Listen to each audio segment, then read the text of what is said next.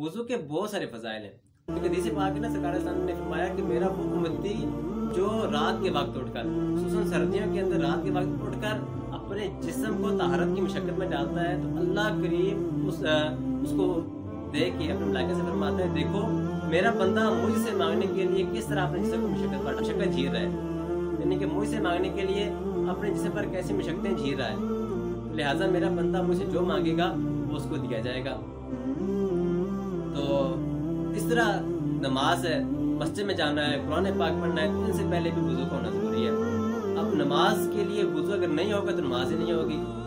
अच्छा, वुज़ू के लिए किन चीज़ों का होना ज़रूरी है कि वुज़ू होगा उसी वक्त जब तक ये चीज़ें पाई जाएंगी। वुज़ू के लिए 4 चीज़ों का होना ज़रूरी है। वो 4 चीज़ें पाई जाएंगी तो वुज़ू होगा, वो 4 चीज़ें नहीं पाएगी तो वुज़ू नहीं होगा। वो थोड़ी सी तफसील बहुत सारी से देख लेते हैं। वो 4 चीज़ें कौन सी है? उनमें सबसे पहली चीज़ यह है कि आपके दोनों हाथ कूनियों समेत होना, दोनों हाथों को कूनियों समेत होना। इनमें कोई ऐसी जगह ना रह जाए बाकी जो एक बाल बराबर जगह ऐसी ना हो कि जो खुश्क रह जाए।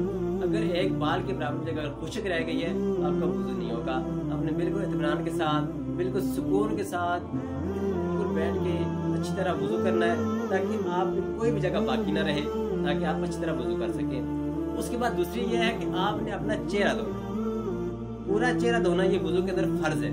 अगर पूरा चेहरा ना धोया तो आपका वुज़ू नहीं होगा। पूरा चेहरा धोना ये फ़र्ज़ है। अच्छा, अब चेहरे की हद क्या है, यानी कहाँ से कहाँ तक चेहरा होता है?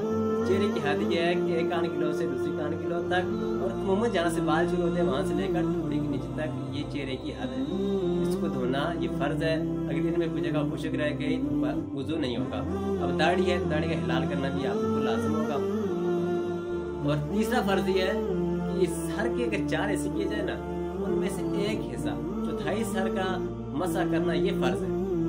आपने सर के 4 हिस्से किए, उनमें से एक हिस्से का आपने मसा करना फ़र्ज़ होगा, चौथाई सर का मसा करना।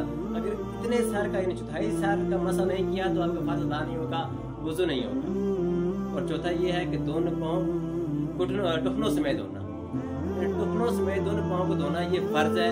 इसके अंदर आप बिल्कुल इत्मीनान के साथ, बिल्कुल ध्यान के साथ, अमूमन बाज़ औक़ात वुज़ू करने में गलती की जाती है, बाज़ औक़ात पाँव की तलियाँ धोने में जल्दी होती है, वो इस तरह धो नहीं पाते हैं। बाज़ औक़ात उंगलियों की अंदर की जगह रह जाती है पाँव की उंगलियों में, वो बिल्कुल इत्मीनान के साथ, ध्यान के साथ धोएं ताकि अच्छी तरह वुज़ू कर सकें।